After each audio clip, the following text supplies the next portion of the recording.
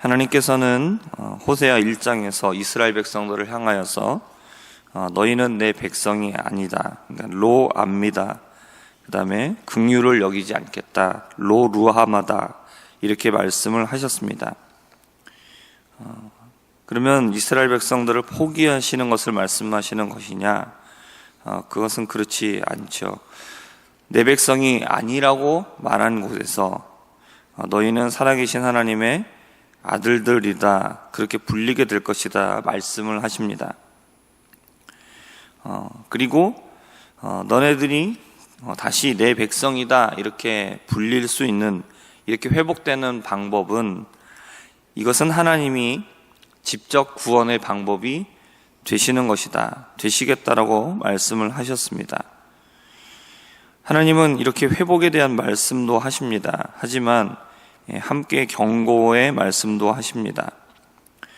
이것은 이스라엘의 음행을 제거하지 않으면 모든 것을 잃어버리게 될 것이다, 그리고 너희들이 죽게 될 것이다 라고 하시는 경고였습니다. 이러한 하나님의 반응은 지극히 정상적인 반응입니다. 이것은 왜 이런 하나님의 반응이 정상적이냐? 이것은 하나님이 이스라엘을 사랑하시기 때문에 나오는 반응이기 때문입니다. 하나님은 이스라엘을 나의 것이다 라고 말씀을 하실 때 이것을 물건으로 대하는, 물건으로서 내 것이다 이렇게 얘기하는 것이 아니라 인격적인 관계 안에서, 또 특별히 남편과 아내의 관계를 가지고 말씀을 하십니다. 부모와 자식은 사랑의 관계이지만 동등한 관계는 아니죠. 하지만 부부는 어떻습니까? 부부는 동등한 관계입니다. 그리고 이것은 자발적인 관계입니다. 하나님은 이스라엘을 그렇게 사랑하시는 것입니다. 하나님은 아내와 같이 사랑한 이스라엘이 하나님이 아닌 우상을 쫓아 떠났기 때문에 분노하시고 있는 것이죠. 그러니까 아내를 잃어버린 남편의 분노가 당연한 것입니다. 이스라엘은 어떻게 말하냐면, 근데 하나님을 떠나면서 우상을 쫓아가면서 자신이 사랑하는 자라고 말하죠. 그리고 그 우상들이 자신에게 떡과 물과 양털과 삶과 기름과 술들을 준다. 그러니까 우상들이 나를 사랑하고, 내가 우상을 사랑하고, 그리고 그것들이 나에게 모든 것을 책임져 준다라고 이렇게 얘기를 합니다. 하지만 실제는 어떠냐? 그것은 8절에서 말하고 있죠. 곡식과 새포도주와 기름은 내가 그에게 준 것이요, 그들이 바알을 위하여 쓴 은과 금도 내가 그에게 더하여 준 것이거늘 그가 알지 못하도다 라고 말씀을 하고 있습니다.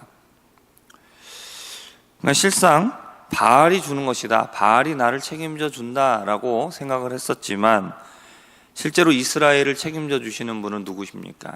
그것은 바로 하나님이시라는 겁니다. 그렇게 책임져 주시는 이유가 무엇입니까? 이스라엘의 남편이시기 때문에 그렇습니다. 그러나 우상의 마음을 빼앗긴 이스라엘 백성들은 그것을 뭐라고 말합니까? 이것은 전부 다 바알이 주는 것이다 라고 얘기를 한다는 겁니다. 이게 정신을 못 차리니까 하나님은 이스라엘을 향해서 어떻게 하시느냐? 6절에서 말씀하시죠. 내가 가시로 그 길을 막으며 담을 쌓아 그로 그 길을 찾지 못하게 하시겠다라고 말합니다. 여기서 말하는 그 길은 바알에게 가는 길입니다. 그러니까 하나님은 가시로 그 길을 막아버리시죠. 그리고 담을 쌓아서 길을 찾지 못하게 해서라도 이스라엘이 바알과 우상에게 빠지지 않도록 하시겠다라고 하십니다. 그렇게 막히게 되고 바알에게 향하던 헛된 마음이 사그라들게 되는 것이죠. 그러면서 길이 막히게 되면 그제서야 현실이 보이는 겁니다. 바알이 내 모든 것을 책임져 줄 줄 알았는데 막상 보니까 책임져 주지를 않는다는 것이죠. 그러니까 하나님이 그 길을 막아섰을 때 바알이 정말로 능력이 있고 책임을 져주는 존재라면 이스라엘 백성들을 어떻게 하겠습니까? 가만 놔두겠습니까? 가만 놔두지 않죠. 이스라엘 백성들을 어떻게 해서라도 하나님의 손에서 꺼내줄 겁니다.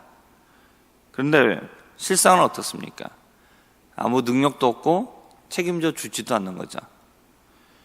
실상을 보니까 어떻게 됩니까? 책임져 주는 자는 바알이 아니라 하나님이라는 겁니다. 그때서야 깨닫게 되는 것이죠. 그때의 형편이, 그러니까 하나님 품 안에서 살 때에 그때의 그 형편이 지금보다 낫구나라는 것을 깨닫게 된다는 것이죠.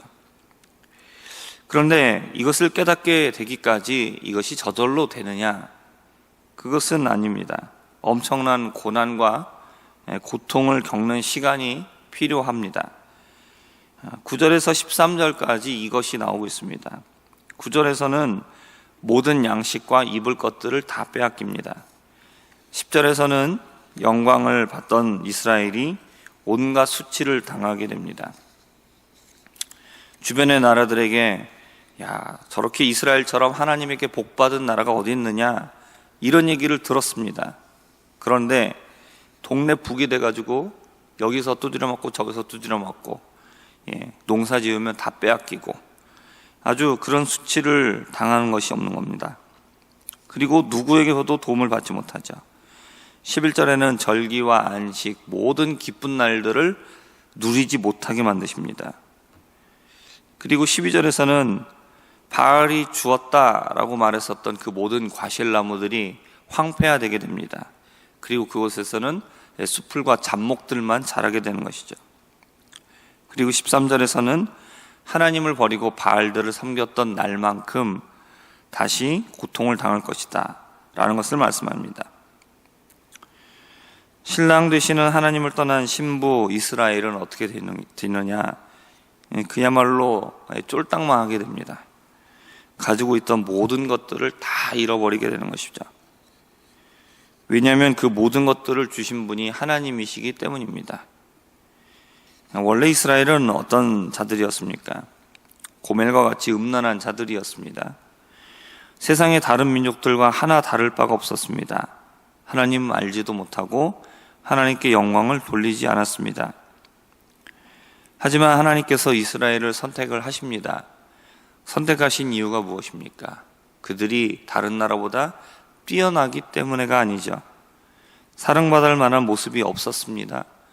그러나 하나님이 단지 그들을 사랑하셨기 때문이다 라고 신명기에서는 그 이유를 밝히고 있습니다. 그리고 나서 하나님께서는 그 모든 좋은 것들을 다 허락해 주십니다. 그렇게 하시는 이유가 무엇입니까? 그것은 여호와 하나님을 경외하고 그의 모든 도를 행하는 것, 그를 사랑하며 마음을 다하고 뜻을 다하여 하나님을 섬기는 것, 이것을 원하셨기 때문입니다. 그러나 이스라엘은 어떻게 됐습니까? 하나님의 사랑을 받았지만 하나님을 섬기지 않고 바알들을 쫓아갔습니다. 그러니까 분노하신 하나님께서 이스라엘이 하나님을 떠난 그 모든 날 동안 똑같이 그들의 삶 가운데 분노하시고 그리고 그들에게 고통을 주시겠다라고 말씀하시고 있는 겁니다. 그러니까 삶의 고난이라는 가시를 가지고 바알에게 가는 길을 막으시는 것이죠. 고난이라는 담을 쌓아서 바알에게 갈 생각을 하지 못하게 만드시는 겁니다. 이것이 하나님의 사랑인 것입니다. 그리고 이것이 하나님의 진심입니다. 하나님께서 우리들에게 요구하시는 것은 동일합니다. 우리가 하나님의 품을 떠나지 않고 우리가 진실하게 하나님을 섬기기를 원하십니다. 그러면 하나님은 모든 좋은 것을 주십니다. 그러나 우리가 하나님을 배신하고 떠나가면 고난과 고통으로 하나님께서 우리를 막아섭니다. 우리를 버리지 않으신다라는 증거입니다. 막으신다라는 것은 가지 못하게 한다는 얘기죠. 그것은 포기하지 않았다는 얘기입니다. 그리고 나서 어떻게 하시느냐? 하나님을 떠난 것을 후회하게 만드십니다. 그리고 그것을 후회하고 돌아오게 만드시죠. 하나님은 우리를 사랑하십니다. 하나님의 사랑을 받고 부르심을 받은 우리 모든 성도 여러분, 하나님의 품 안을 만족하게 여기시고 하나님의 품 안을 떠나지 마시기를 주님의 이름으로 부탁드립니다. 또한 하나님의 품 안을 떠나 있다라면 그것을 깨닫고 주님 앞에 돌아오게 되기를 주님의 이름으로 부탁드립니다. 기도하겠습니다.